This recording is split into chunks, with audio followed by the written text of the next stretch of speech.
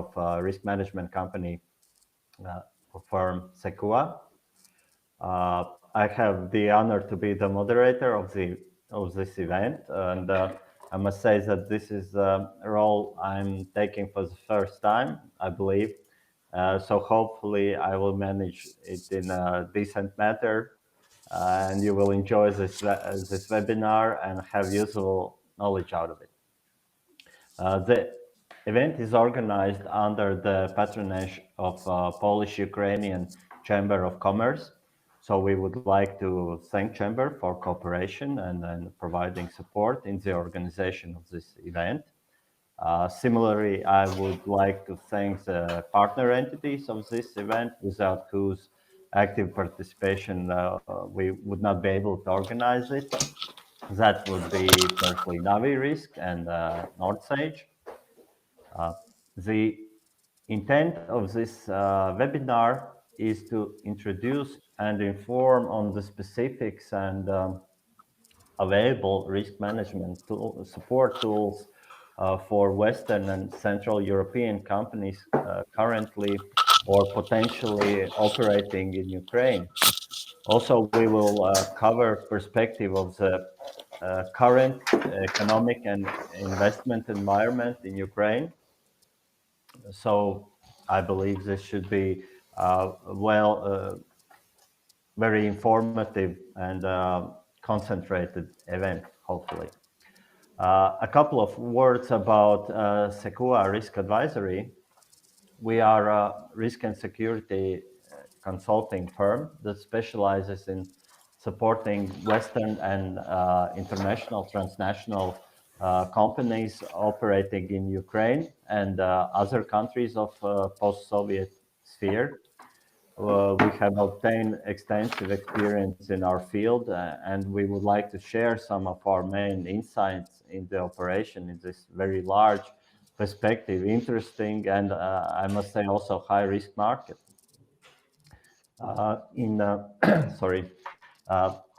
SecUA Risk Advisory, we try to compromise cultural understanding of the business environments of Ukraine and the Western world, and I believe this probably is our main competitive advantage.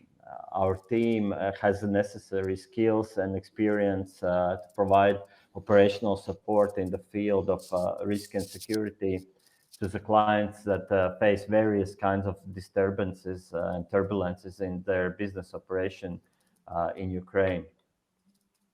And as I will mention, I think a number of times during this event, that from our experience in operations in Ukraine, we see that the local knowledge, local understanding of culture and business environment is critical for successful business operation in Ukraine. And here, sorry. In this aspect, I will also, in my further presentation, provide some more details on our team and professionals working with us. A couple of words on the agenda for this event and the plan for this event. We will have 3 presentations on risk management aspects, tools and available resources in Ukraine, and also on economic environment for investment and investment protection in Ukraine. First presentation, Invest in Ukraine, the case of Kiev region, will be staged by Mr. Leonid Pyrozhkov, acting director of Regional Development Agency of Kyiv Region. And I would like to take the opportunity to thank Mr. Pyrozhkov for finding time to participate in this event. Mr. Pyrozhkov's presentations will be followed by Mr. Bartosz Pastuszka with very sharp and concentrated insight on general aspects of risk management in investment, export, as well as general operations of the foreign entities branch in Ukraine. And the third part of today's webinar will be my presentation on specifically on risk management tools and resources in Ukraine. And we will end this event with a question session. During all event, you can submit your questions via chat section. You can see on, I believe, on the right side of your screen. So I would like to thank you for attending this event, and without any further ado, let me introduce our first speaker, Mr. Leonid Pyrozhkov, who is Acting Director of Regional Development Agency of Kiev Region.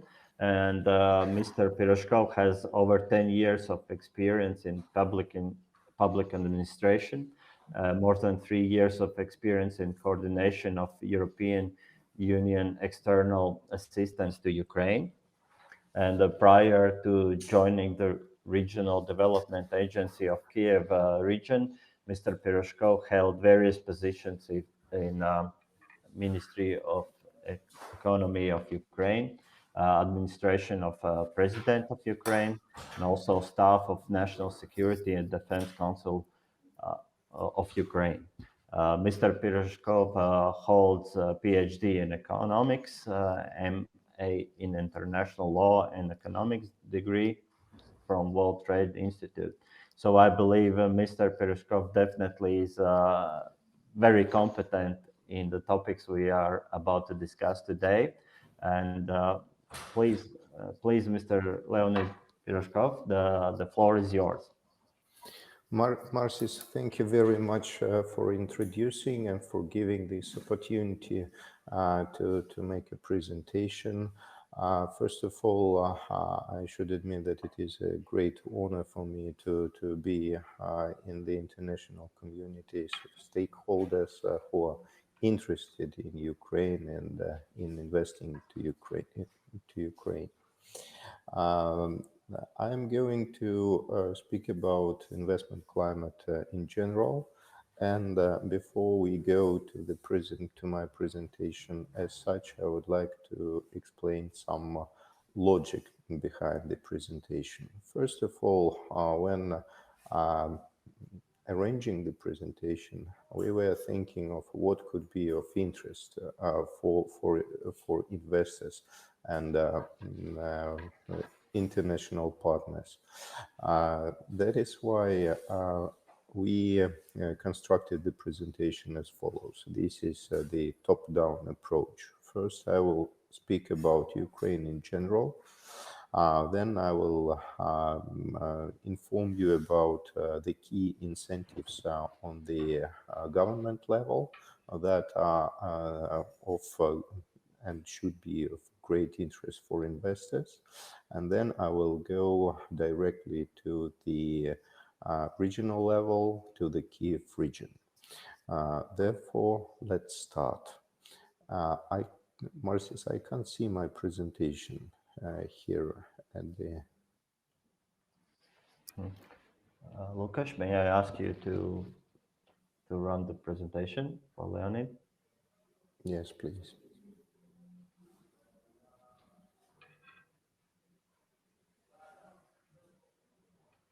Yeah, so we have it. Oh, thank you very much. Okay, let's go.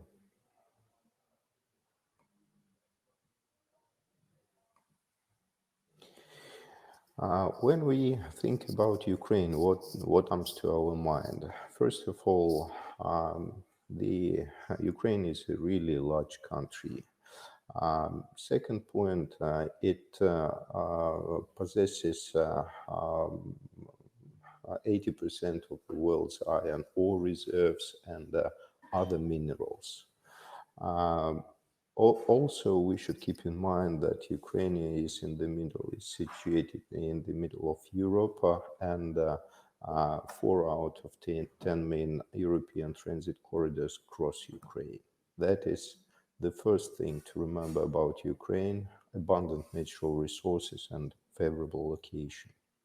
The second point is availability and quality of labor. We have large population. According to the official statistics, around 42 million people.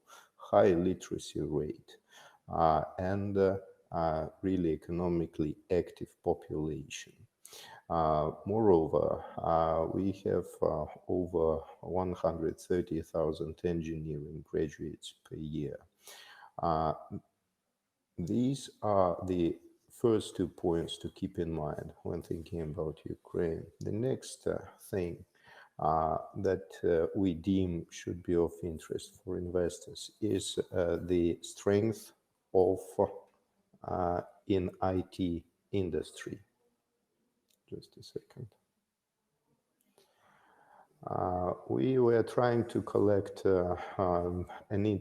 really interesting and hands-on information. Therefore, 4,000 tech companies generate around $5 billion of annual revenues. And you can see on this slide the number of prominent IT startups that are on the market and are really useful and active in the world. Then very important point are the cost advantages, because the labor cost on average about 400 per month is really affordable compared to other European countries. VAT 20% is below that in Poland. Also, the corporate income tax is affordable. Therefore, the strength in IT industry, cost advantages give you an idea that there are some interesting aspects that could attract investment and business to Ukraine. Also, strong network of free trade agreements. Frankly speaking, from 2009 till 2011, I was directly responsible for negotiations between Ukraine and the European Union in terms of signing and arranging a deep and comprehensive free trade area. Several years ago, Ukraine signed with the European Union this agreement, and it is operational. Depending on business, you can look deeper into the official papers of this agreement and find specific interesting points that influence directly your sphere and your business. Next point and the next slide.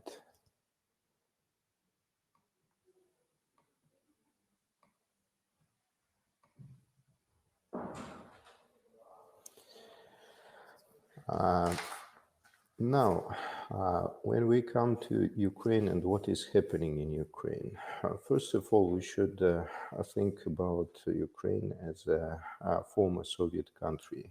And during the times of Soviet Union, we had a centrally planned economy. Starting from 1991, the different democratic processes are in Ukraine.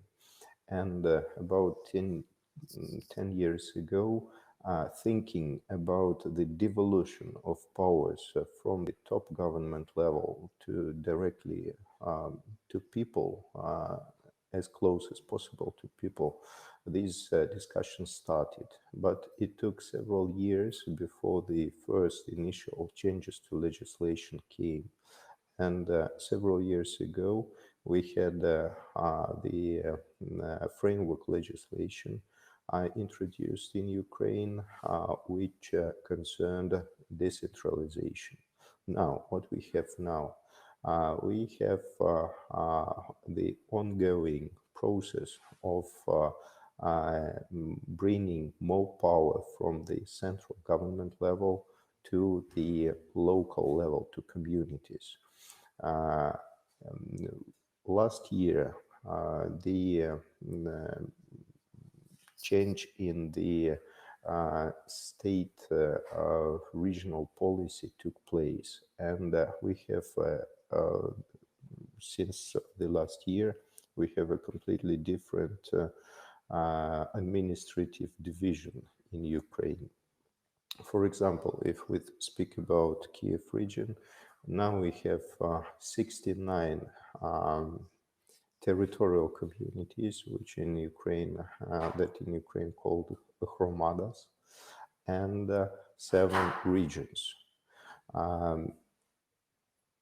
When we think of what is changing, and when we speak to the regional communities directly, they say that first of all, they have more resources. On the slide, you can see the general figures, and on the other hand, they get more power and more responsibilities on the ground. For example, from this year, from now on, the regional communities, they're responsible for education, for local schools, for hospitals. Previously, this was the direct competence of the central power. Therefore, we should keep in mind the decentralization process that is on in Ukraine. The next point. Just a second.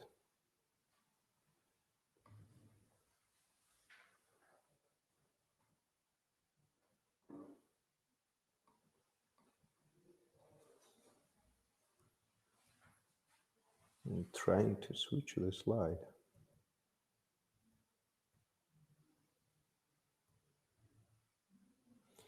Now, state support. Again, on the national level, recently in Ukraine, a new piece of legislation has been adopted. This is called the Law of Ukraine on State Support of Investment Projects with Substantial Investments in Ukraine. However, in reality, this is the new incentive. It is on the paper active and in place, but still not really operational. But the situation evolves and develops, and this incentive has full political support. What this incentive is about directly? This incentive is about the investment projects that should be and could be implemented in Ukraine in vast array of spheres. I mean, this is manufacturing, logistics, warehousing, waste management, etc. And then definitely we should keep in mind that there are specific conditions. If investor comes and he or she wants to utilize the benefits from the in the framework of this law, there are special conditions. First of all, over 20 million euros should be investment, and around 80 new jobs with average wage, which should be 15% higher than average in the region, should be there. However, this legislation brings benefits and additional incentives. For example, if investor is looking for a land plot, it will be much easier to find and purchase the land plot. Then there are a number of exemptions. This is import duty exemption, profit tax exemption. However, I should underline that this is just an incentive as of today. It is in the law. However, the implementation as such is still underway, and only the first steps are being made. The next point. Again, Ukraine. despite these substantial benefits that and advantages of Ukraine that I've already outlined, Ukraine is not a free, risk-free undertaking. Investing in Ukraine is not a free, risk-free undertaking. Of course, we have political risk, regulatory uncertainty, and corruption. I assume that each and every country has these unpleasant features. However, in Ukraine, we have some kind of national peculiarities. From my personal perspective and my personal opinion, these three uncertainties, I should say, they are completely different depending on the sphere that you would like to invest in. On the one hand, on the sphere of investment, on the other hand, directly the region of Ukraine that you are going to cooperate with, because a lot depends upon the local governance. A lot depends on the specific regulations that are in place in the specific sphere. Therefore, my opinion is that it should each and every investment should be accompanied with very careful planning and some kind of a supervision of the local experts. Next point.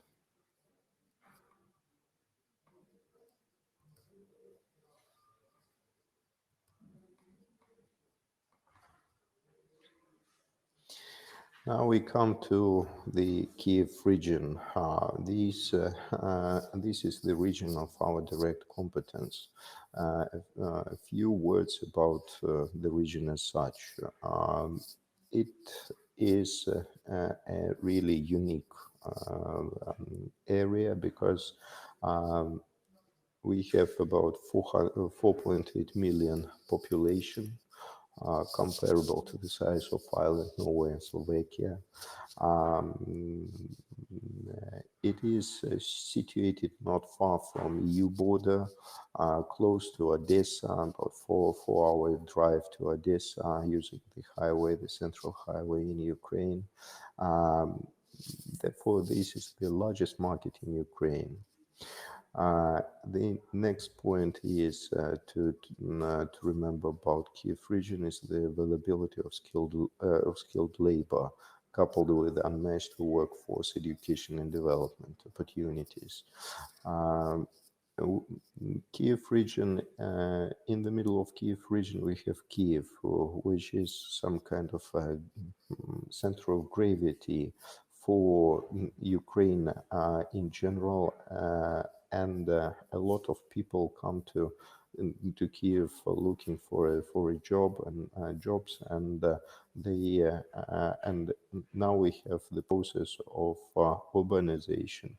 The Kiev city is growing, and the Kiev region is also influenced in a very good way by this. It is fueled, actually, the growth of Kiev region is fueled by the growth of Kiev. Now, so risk management again. Advantages of Kiev region. We were thinking of what could be of a real and hands-on approach, and what is in investors' mind when thinking about investing in Kiev region. First of all, the details of what you're going to encounter when coming to Kiev region. First of all, I should say that the cost advantages are there. The water cost, the wastewater, natural gas, electricity are really affordable. The second point is the developed transportation infrastructure in Ukraine. We have ports, the river ports, and also the railways and 3 international transit corridors. They cross Kyiv region. The next issue is the developed agri-sector and industrial sector. And there are some figures for you and some information that prove the advantages of a close proximity to the capital. As I've already told, Kiev fuels the development of Kyiv region, but it is to some extent. Further, I will explain it in some more detail. The next point.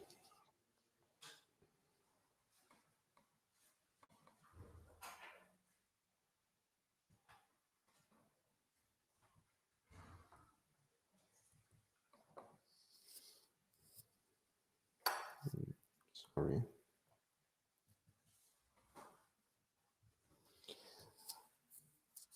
Advantages. Business climate.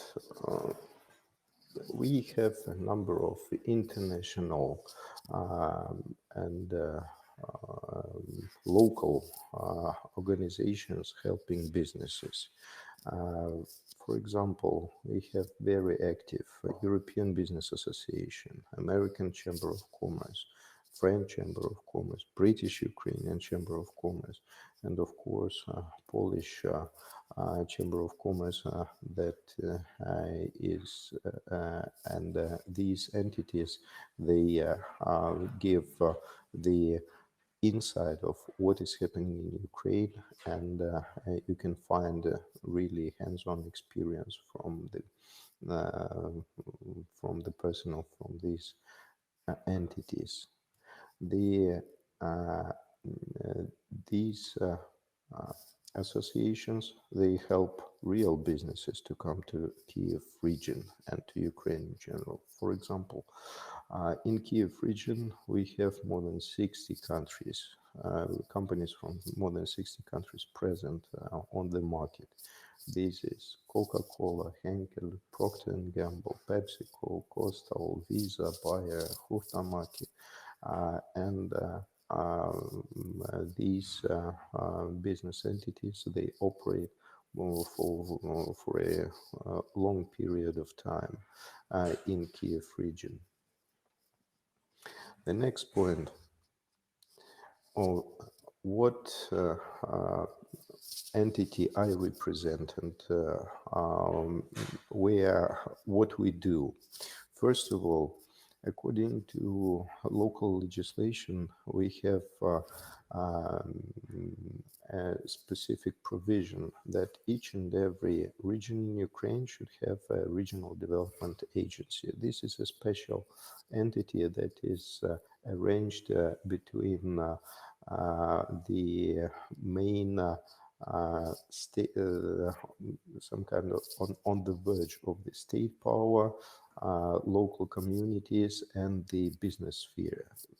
Therefore, we were incorporated several years ago, and we work closely with the Kyiv Region State Administration, with the Kyiv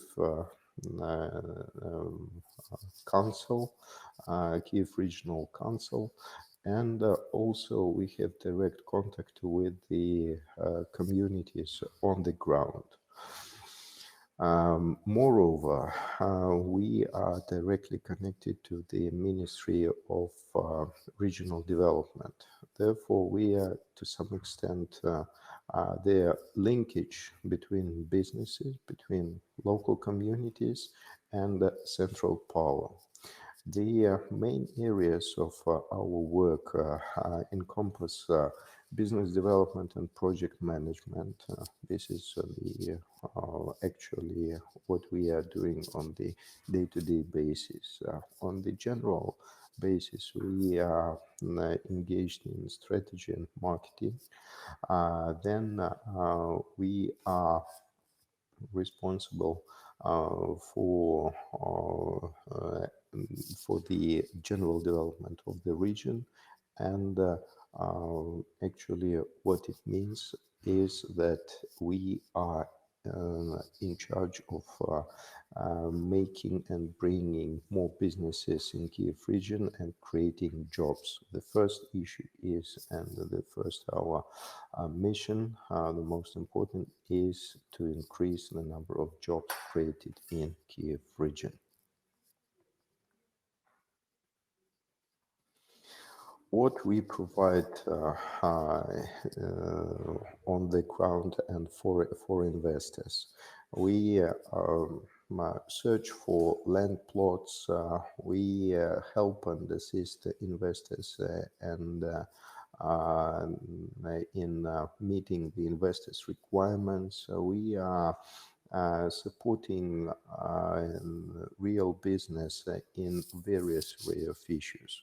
For example, recently, one company which is in furniture manufacturing sector, from furniture manufacturing sector, asked to assist in arranging and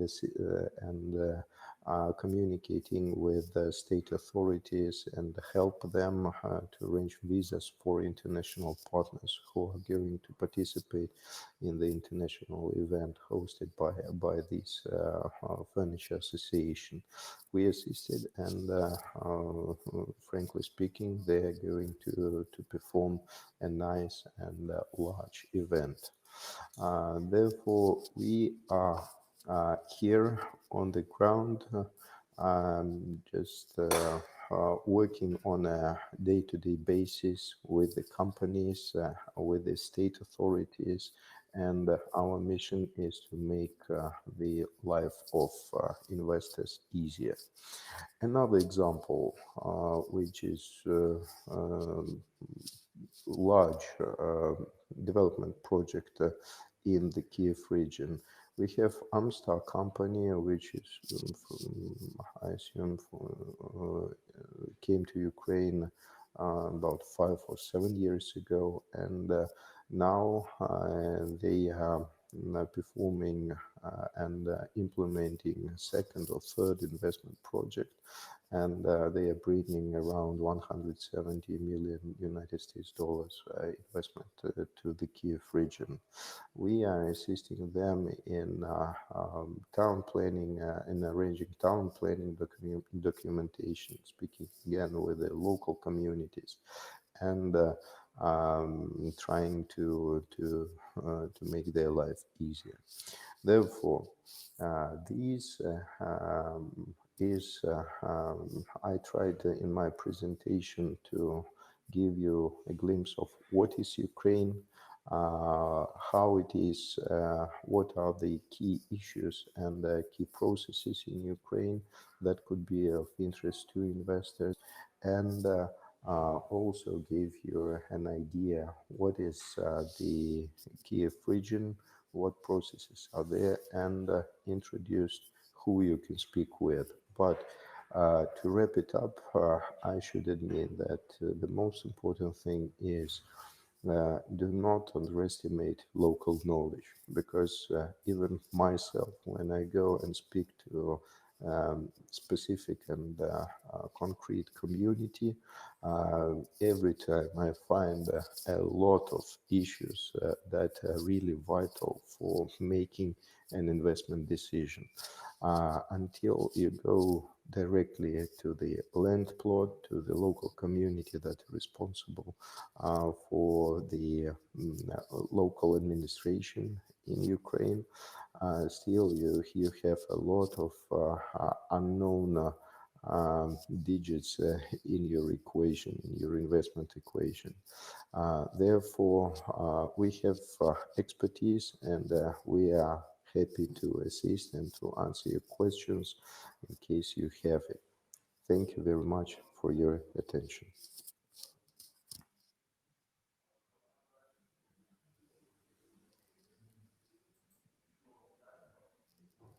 Thank you, Mr. Marcis? Yes, unfortunately, I cannot turn on my camera, but as always, we have some technical issues. But thank you, Mr. Pyrozhkov. I believe it was very informative and a concentrated presentation.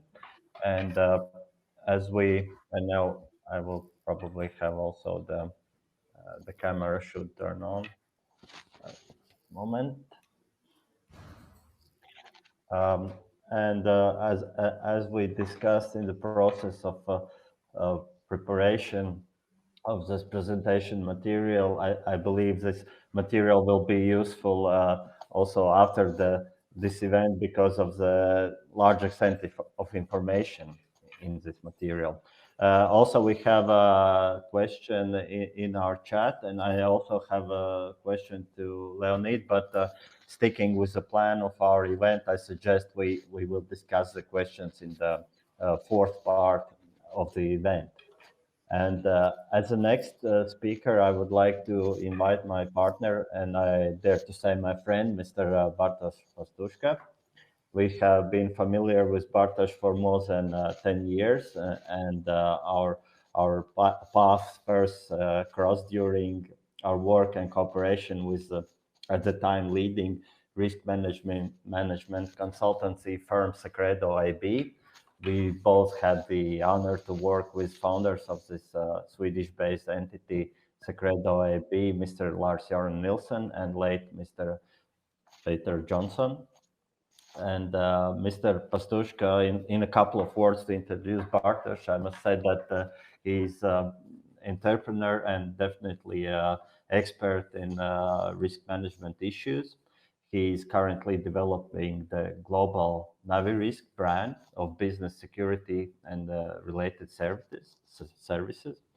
Mr. Pastuszka is a founder and chairman of IBBC Group, a company that has later became a leader in risk management services in Central and Eastern Europe. And IBBC Group was integrated into Pinkerton Company, part of Securitas concern, and which is the oldest detective agency in the world. Bartosz will provide a presentation on general aspects of risk management. So Bartosz, please, the floor is yours. Good morning and welcome to all participants. I think we can say the role to comment, we can say from my experience about the risk and investments risk, especially related to the Ukraine. Ukraine, in my opinion, is a huge opportunity of investments because it's a huge country with many sources, with very great people, but still for the foreign investors, extremely difficult. Extremely difficult because still, in my opinion, Ukraine have, we can say, some kind of bad PR in the investors because typical foreign investors, they are looking very stable situation, very compliant legal rules. But in this environment, everything is perfect. There is no space for the business. In my opinion, in Ukraine, there is a huge opportunities.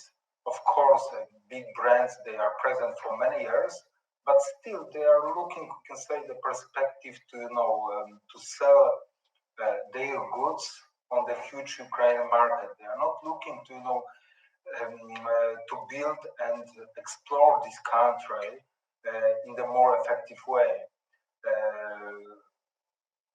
Still, we can say if nobody was present in Ukraine and travel, for example, in the Kiev, Odessa, and other cities, it's difficult to understand philosophy of this country, the stage. For example, banking system, especially online banking in Ukraine, is much better than in Poland.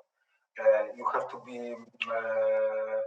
to know that Poland is present in the European Union more than the 16 years at the moment, and still we have, we can say, we are behind the Ukrainian system of banking. So it shows that Ukraine is not, we can say, still a post-Soviet country. In my opinion, this is a country with the high aspiration to develop position and be, we can say, on the same level than the rest European countries. Still, we can say, in my opinion, in good that in Ukraine, Ukraine in the last years improve, we can say, legal system, improve anti-corruption rules, but still we can say this, we can say, modernization and putting more compliant regulation needs a time to adopt with the business, with the cultural life of the people. And comparing to the same situation in Poland, this system needs to be understanding, especially anti-corruption, because you still in the mentality of the, we can say, foraging people. Ukraine is a difficult country from the geopolitical reason because there is a war. Still, this is a corrupted country.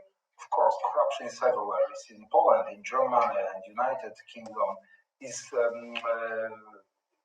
And to change and improve it is natural. That, of course, this is a huge work of the government and improving the rules, but also adoption of these rules for the business and for the people. So Ukraine is, you can say, still, in my opinion, completely undiscovered because, you know, the clients looking the easiest way. Okay, we find a good partner. Okay, there is a good statistic. Let's invest in Ukraine. This is, you know, the specific of the risk management. Especially, I spent many years working for the Scandinavian companies, which, in my opinion, they are perfect in the risk management. And they, in my opinion, with many, we can say, examples, they are present in Ukraine, and there is a lot of success story of them in Ukraine because they are good in the risk management. They prepare very carefully with the, we can say, cooperation with the local agencies, with the local governments or the local consultants, and prepare a perfect plan.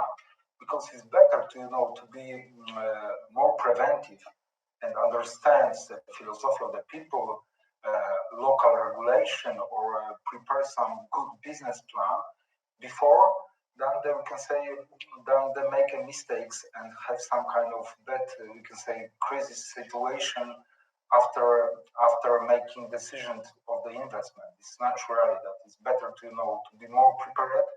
And Ukraine, this is typical market. If you are completely not prepared, you are looking only for the statistic, or you have a perfect, we can say, cooperation with the local companies, you need to prepare a good plan, and you need to be prepared with whom you are working, with to check what kind of people support you or what kind of people are you working.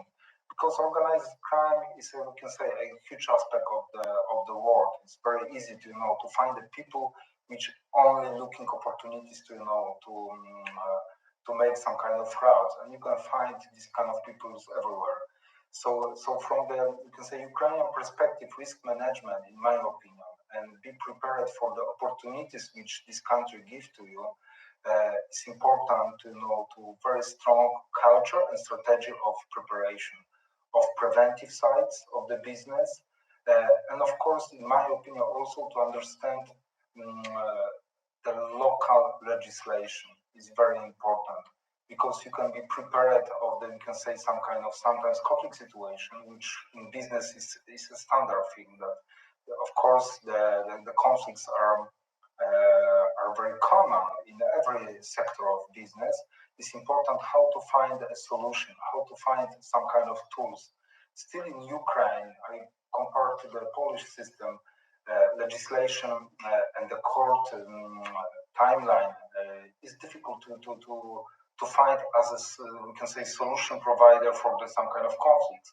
So in many conflicts or sometimes difficulties cooperating with Ukrainian companies is based with the wrong communication with them. So sometimes foreign investors, they couldn't understand the position of the, we can say, local entrepreneurs or local government or some stakeholders. So communication in this issue is, in my opinion, also very important. The many conflicts which we support to our clients was based mainly on that understanding with the local, we can say, partners or local employees. So it's difficult sometimes for the foreign investors to understand that still Ukraine is a country which develop a compliance system of legislation. But in my opinion, the future is for the Ukraine, because many companies, especially mid-sized companies, are present in Poland, in Baltic countries, and develop their position in the West countries, and also adopt these, we can say, rules which we have in the European Union also to the Ukraine. And in my opinion, it's a huge bridge of the cooperation, not only for the foreign investors in Ukraine, but also Ukrainian companies which has an aspiration to develop a global position, expands in Poland, expands in Czechia, expands in other, we can say, Central European countries. This is my short comment experience. Marcis will, we can say, will present more precisely about the, we can say, SecUA philosophy of the business, and also his experience working on the European market for the many years, especially for the foreign investors. Thank you. Thank you for the question. This is the general issue I wanted to highlight in my presentation as well. On my personal opinion, on the one hand, it has real potential to develop further the cooperation, because the level of business representation of foreign companies in Ukraine is really low, on the one hand. On the other hand, it is definitely depends on the way you organize this cooperation.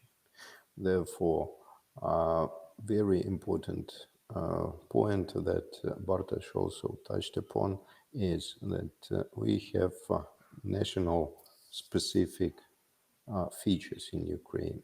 Therefore, to set the cooperation, you have to understand what is in the minds of your partners in Ukraine, and what they are really trying to come up with.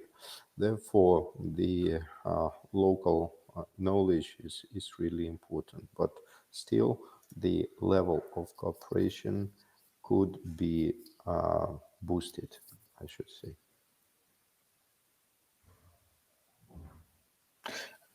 Bartosz, maybe you will add something.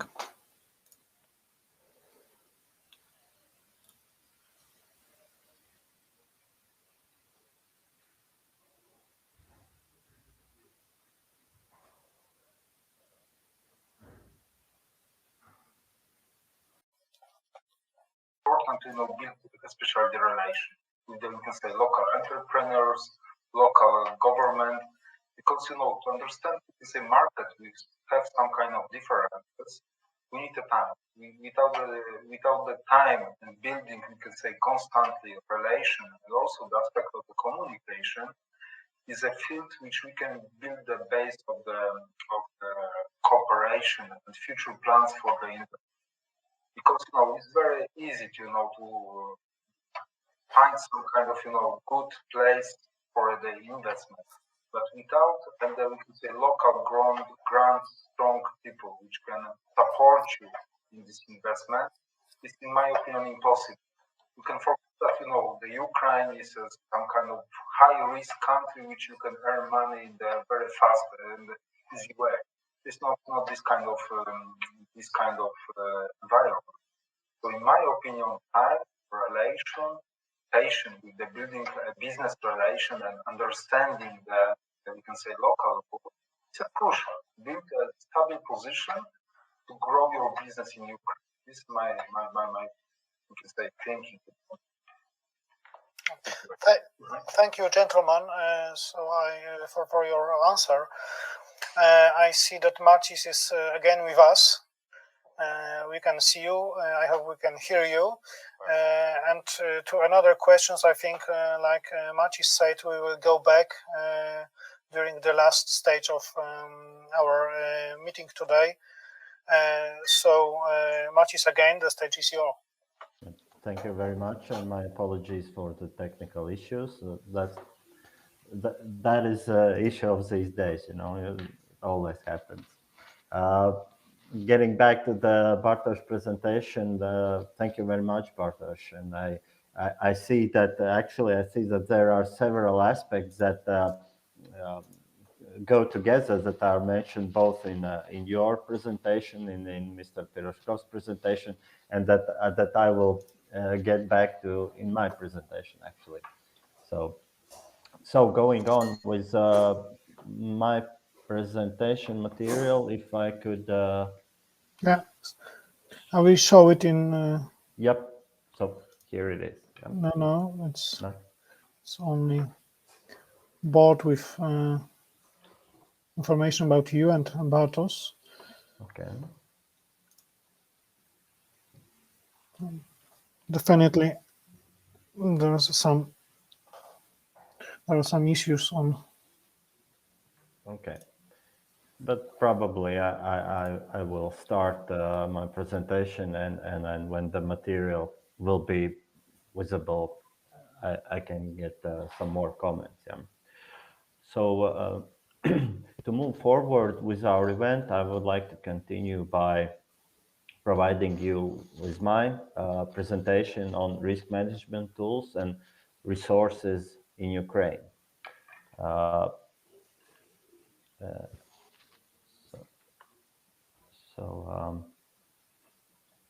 The contents of my presentation,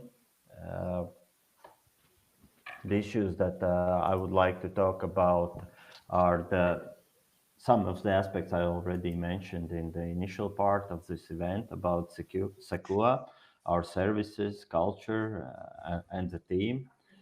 Aspects related to detecting and investigating, managing disturbances in business operations in Ukraine, screening of potential partners or partner entities, also employees and so on, emergency response, personnel and organization security. And as a final part of the presentation, I will give you a short insight in a case study on one midterm assignment we have been working with actually some time ago, but which very well illustrates the overall environment in Ukraine. To start with about SecUA operations, I would like to mention that we focus on assisting our clients in following major areas and services in risk management. That would be crisis management and emergency response, which often is a sort of umbrella service that might include various aspects of our work, since there are on many occasions our involvement is needed as quickly as possible, as soon as possible, to mitigate the risks in specific situation. That is security risk management, research and analysis and investigations, which is of course a big part of what we do both in Ukraine and in the region as such. Personal and organization security, loss prevention, and brand protection issues, which become more and more active, and also even more specifically in Ukraine because of the large and well-developed agricultural sector. And last but not least, sector of our work is cybersecurity, which of course in the recent years and for foreseeable future will be a huge aspect of risk management issues. Our culture. As I indicated in the beginning of this event, SecUA Risk Advisory is a risk and risk and security consulting firms that specializes in supporting Western and international companies that operate in Ukraine.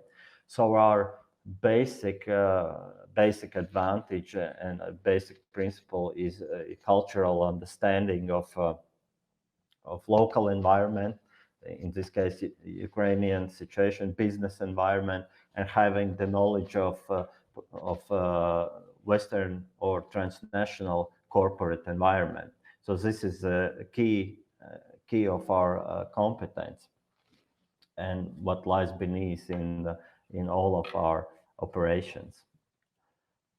And of course, the key aspect is a team of professionals that combines local competence and knowledge, as well as transnational business culture and approach. Here I would like to mention our senior consultant in Kiev, Mr. Igor Korzhevsky, who is a former military and law enforcement officer with extensive operational experience in supporting our clients. Typically, as I mentioned, these Western-based companies that operate in Kiev. But the key aspect that was also actually mentioned by Mr. Pyrozhkov in relation to the importance of the local knowledge. And this is why I stress my colleague Mr. Korzhevsky and others that we have on our team, without whose on-site competence it is not possible, especially in markets like Ukraine, to have an adequate understanding of the actual on-site situation and available tools to mitigate risks or crisis situation. And over the years, together with Mr. Korzhevsky, with Mr. Pastuszka and other members of our team, we have obtained, I would say, great experience and knowledge in specific field. Risk management aspects in Ukraine that I would like to highlight, and of course what was also highlighted by previous speakers, are the sort of key issues of this market. Is first thing to mention that of course it is immense market, its potential is huge, the natural resources immense, qualified specialists and workforce, very well educated workforce. At the same time, of course, that we need to stress that it is a high risk market, but it is a huge market. And the main aspects that come up within our operations, of course, are risks, security risks, corruption risks, and cultural differences, which again are critical for our clients that are typically Western companies. It just has to be considered. But of course, as Mr. Pastuszka mentioned, these aspects are in any economically active market, and it just needs to be considered, assessed, and corresponding risk management tools have to be applied.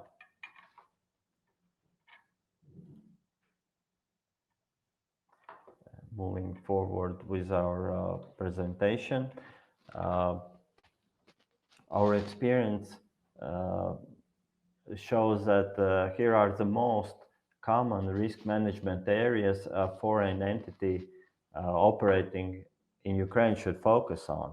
That would be firstly internal security risk regulations and instructions. This is basically preventive measure that has to be on site, and it has to be adapted to local Ukrainian situation and environment. Aspects related to office premises and personnel security have to be taken into consideration, and of course suppliers of these services on site, who are the people and companies that supply these services.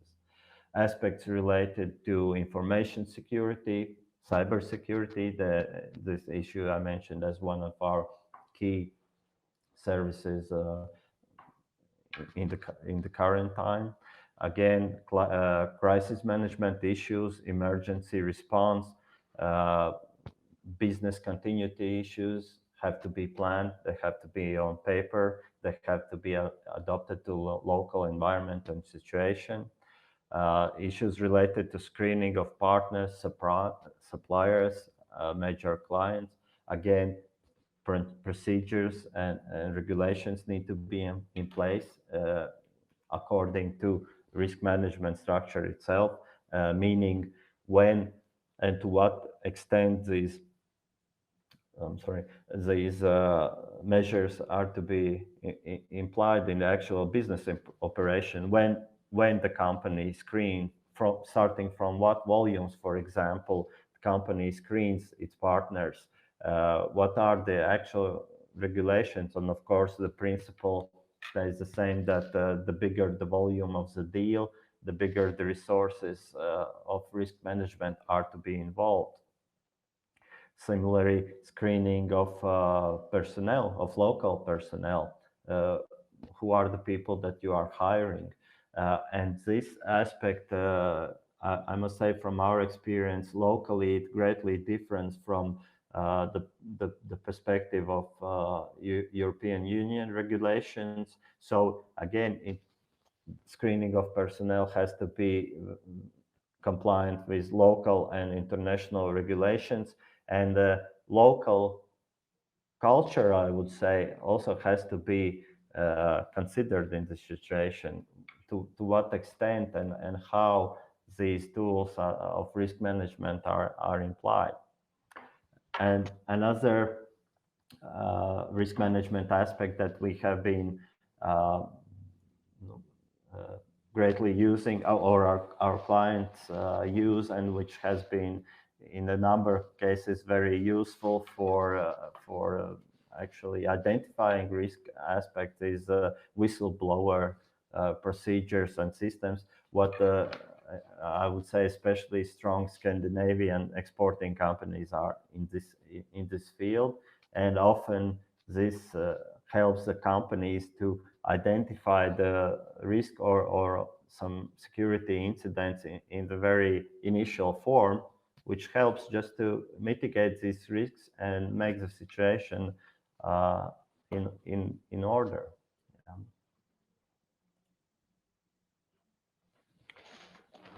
Disturbances in business operation.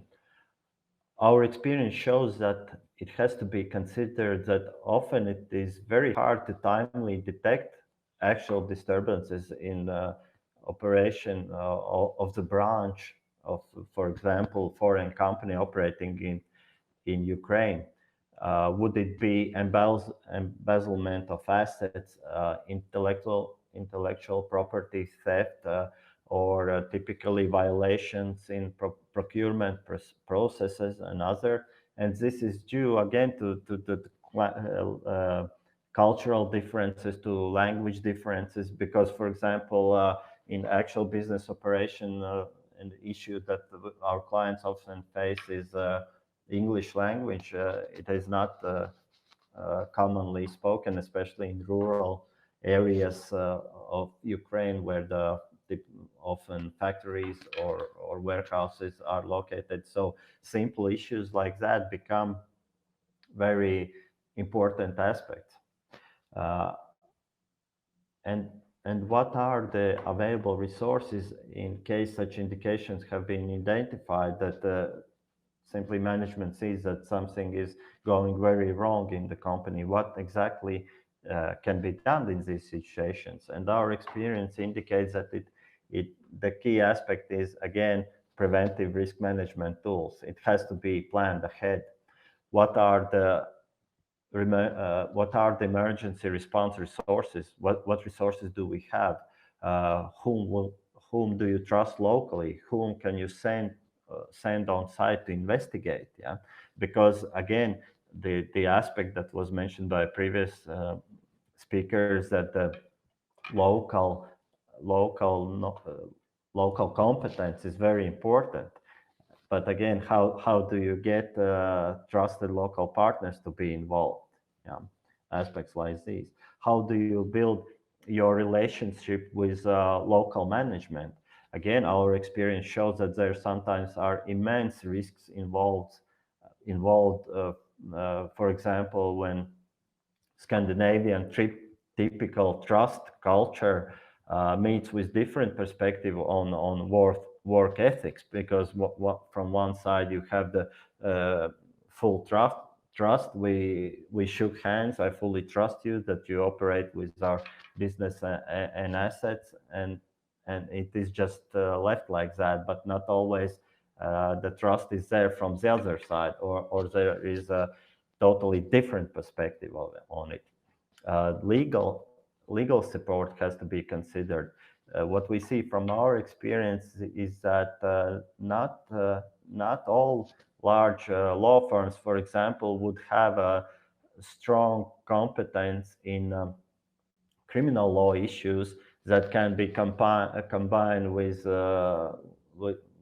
like sometimes small aspects one might think related to English language, how the communication is established between the client and the law firm, how the client is represented in the law enforcement or other regulatory institutions, and so on.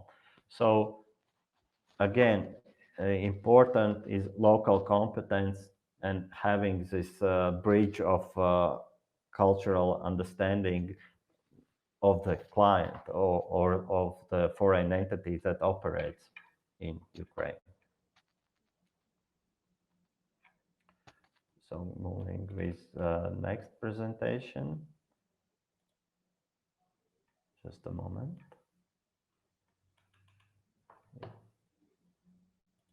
Yep. Screening of potential partners, suppliers, and clients. As one of the major risk management tools, we always recommend preventive measures like screenings, especially when working in high-risk markets or environments. As always, local specifics have to be considered.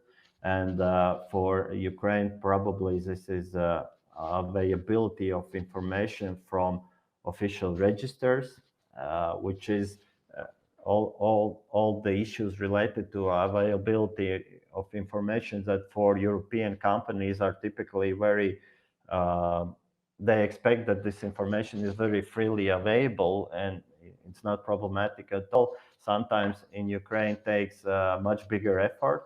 It again takes local competence, local knowledge, how to get the information, how to analyze it, how to interpret. Again, small issues become big things like correspondence with bookkeeping and accounting correspondence with the international regulations, and so on. So once again, one has to rely on reliable and competent local support. Definitely, that would be advisable. But the main aspects of the screening, as anywhere in the world, that we would recommend to especially keep in mind our company's registration information, officials and shareholders, financial information like important aspect like tax debt, open source screening, whatever is available in the open sources, in publications, and of course references and reputation in the market. Again, information can be obtained from the sources you trust, like government institutions, like development agency, like NGOs, like Chamber of Commerces, and so on, where you can find links, references of the specific partner or potential clients, and so on.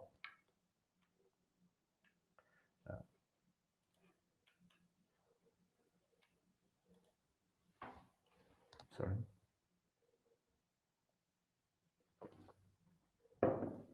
So to continue with my presentation, I would like to conclude my presentation. I would like to provide you with a real-life example of a midterm assignment we have been working with a couple of years ago, which I believe from our operational experience very well illustrates the typical risk aspects foreign entity can face in Ukraine in relation to large investments and development of the business in Ukraine.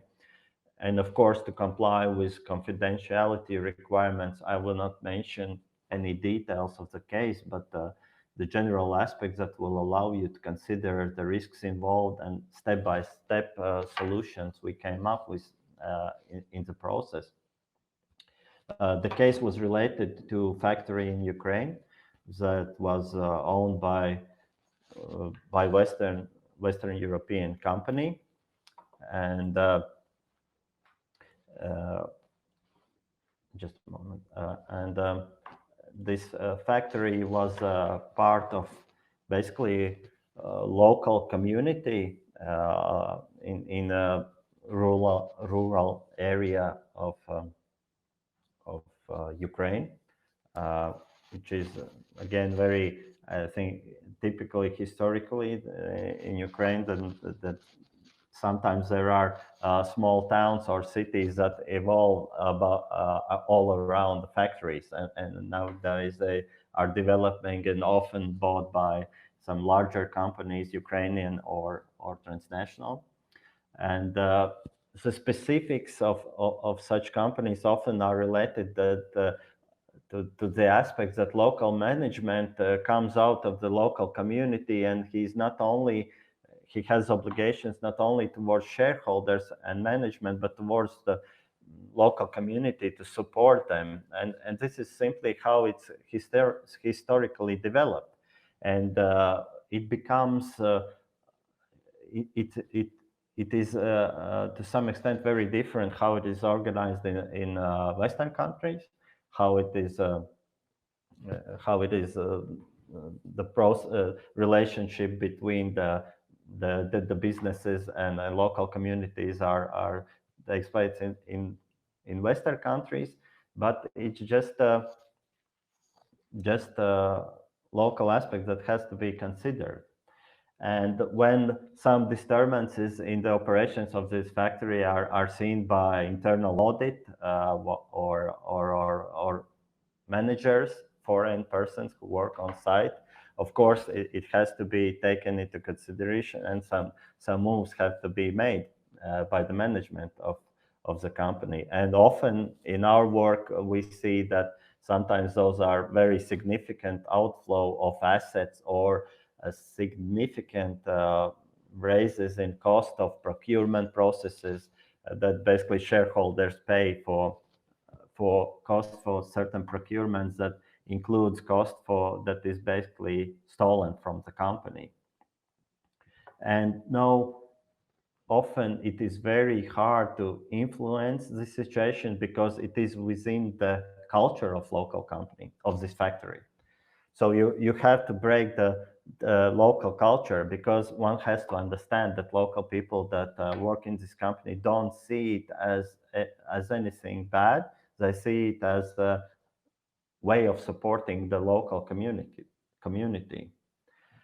And as soon as foreign management tries to interfere, tries to stop these processes, to investigate, of course, they very quickly get pushed back. They feel that they are not allowed to investigate, and sometimes it even becomes until some threat situations. So what are the possible resolutions to such situation? Can anything be done? Because there has to be solution.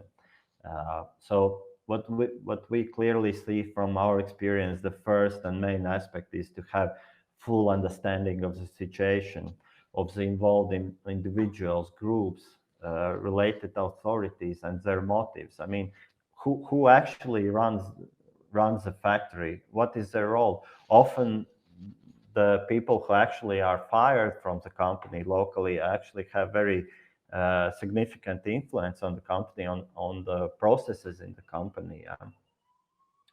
What are the relations to local authorities? Sometimes you have to consider to what extent can you rely on local law enforcement.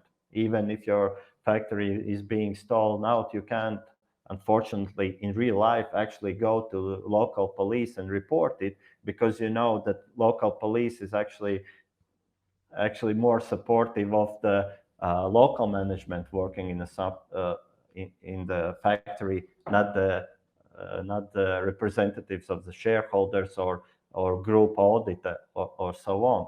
So it becomes a very, very tricky situation that one has to find a way out. And basis for it definitely is be very well informed about the situation, what exactly is happening, who is involved, and so on. After that, typically a roadmap for step-by-step solution and consequent execution can be achieved, and situation is often solved in a way of very well-mannered communication, of step-by-step approach, as I said, that small changes are made by each step, and until finally making the company in order, making everybody happy, remaining in the situation that the factory still provides to support the local community, but company is running according to the rules implied by the shareholders. And again, once again, I would stress that adequate and competent resources are allocated in the process. Who are the managers involved? To what extent can you involve local management? To what extent do you trust them? And the other side of the story is to what extent can you involve managers from the outside, from foreign countries? How much do they understand the local culture and be of assistance in the process?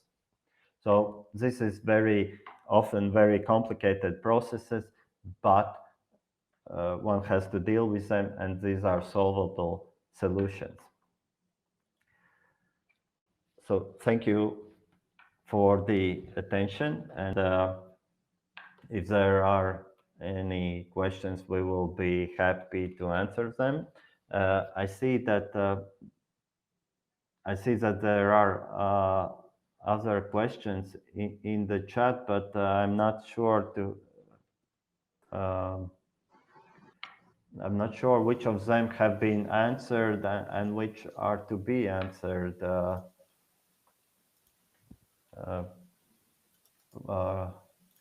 Maybe I could. I will show the question which had no answer yet. Yeah. We still have 4 minutes. Yeah. Okay, there's another question.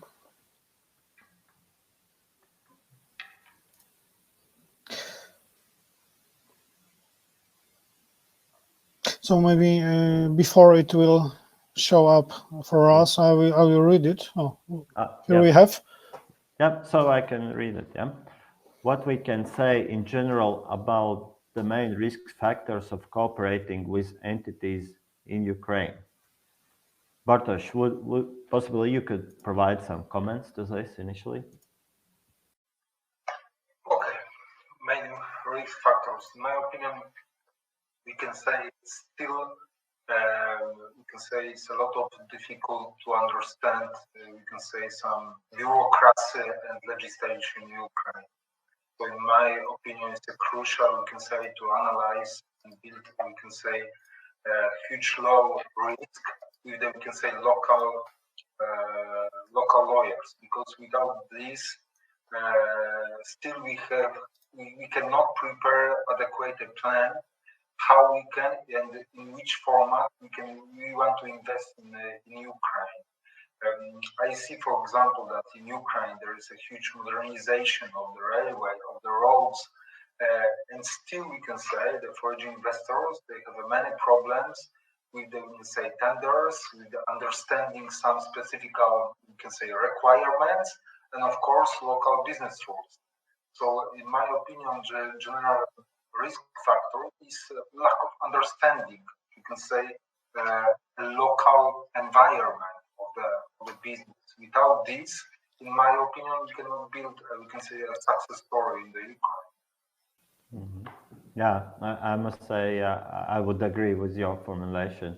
What I would add again, totally agree that it's cultural differences, and I would stress also this relationship between potential partners to stress the importance of local understanding in also human-to-human relationship.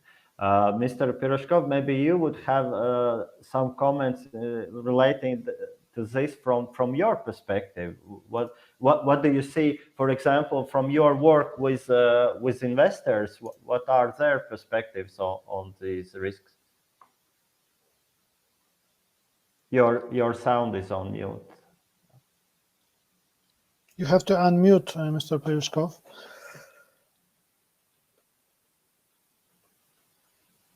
Okay.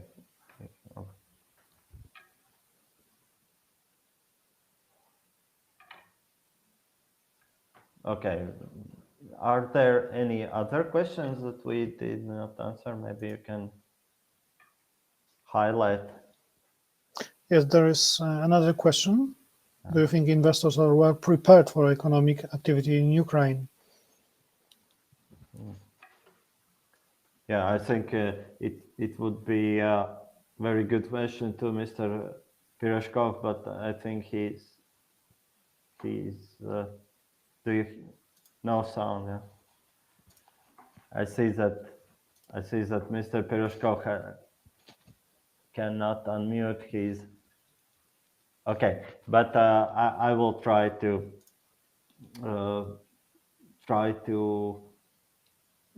give our perspective of SecUA. Is that probably our perspective is quite different, because of course the cases that we work with is already in some problematic situation.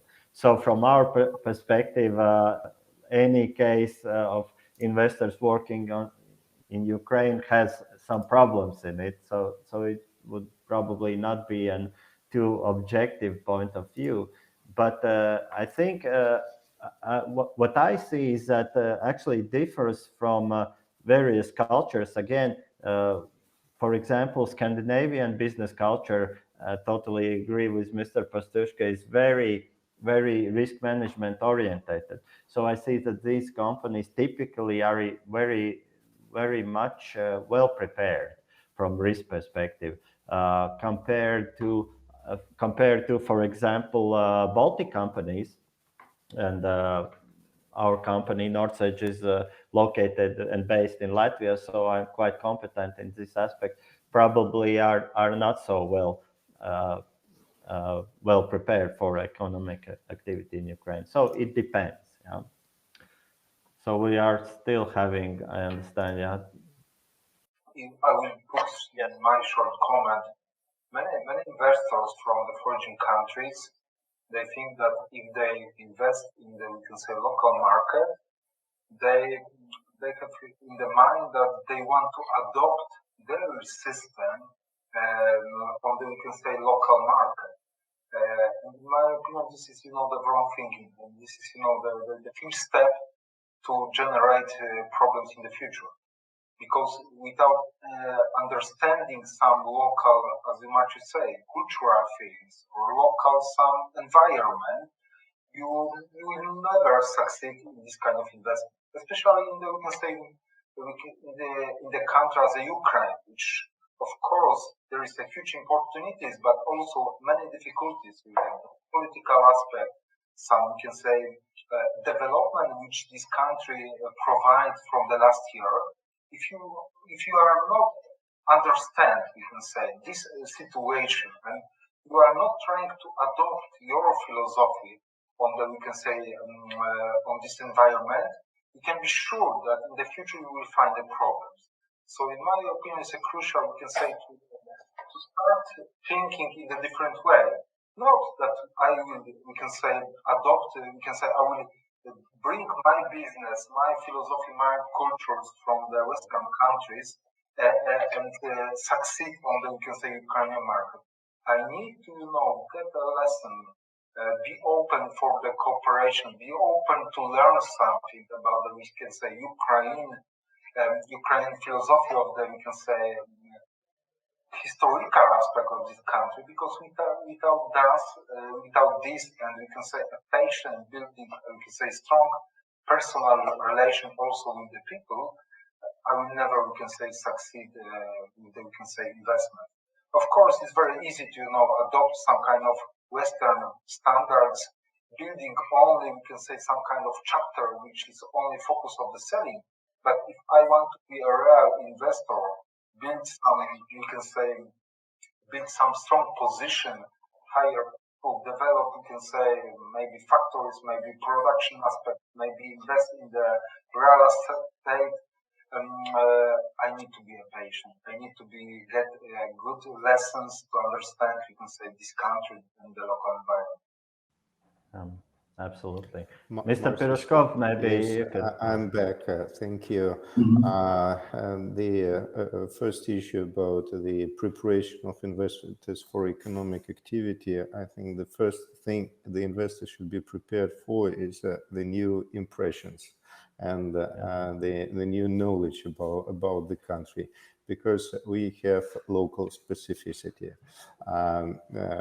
We should definitely think about two issues. First, the changes are on in Ukraine. Ukraine comes closer to Western practices and Western type of economic activity, but still it has its own legacy of the centrally planned economy and those just business ties that were at that past years. So the investors and also it depends upon the sector where you would like to invest. For example, if you're investing in agricultural sector on a country level, big investments, this is one case. If you're investing in a small some kind of a real estate business, this is a completely different type of investment and different type of risks and management that you encounter. If you're big enough investor, you can come to you have a specific power to communicate even with the central government. If you're a small investor, then you're just tied to the local level, and you have to deal with the local. And therefore, the investors are prepared. Of course, if you're bringing money, you think about the security of this investment, and you consider how to protect it. Therefore, I should underline that there is there are no unusual risks in Ukraine. Ukraine is a European country, no questions asked. But to some extent, the Western approach should be fine-tuned to deal with Ukrainian reality. Definitely. Yeah. Totally support that from my experience. Absolutely. Well, I think we have run out of time. Unfortunately, I would advise, if there are any more questions, which due to time limitations and of course also unfortunately technical issues, you can address them directly to speakers. Information can be found in presentation materials and our LinkedIn account.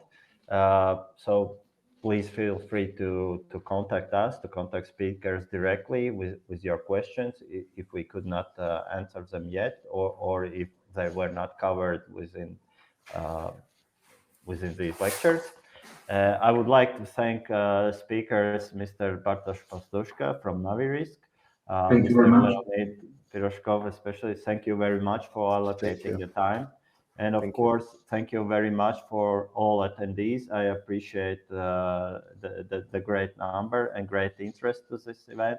And hopefully in the future, we will provide more of similar content. Thank you very much and goodbye. Thank you. Thank you. Goodbye.